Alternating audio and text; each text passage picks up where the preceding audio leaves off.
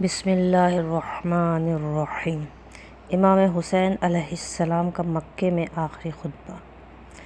میں حج کے موقع پر خانہ کعبہ کو چھوڑ کر جا رہا ہوں کیونکہ میں ایسے لوگوں کو دیکھ رہا ہوں جو حاکم شام کی طرف سے اپنے احراموں میں تلواریں چھپائے میرے قتل کے لیے جوک در جوک مکے آ رہے ہیں۔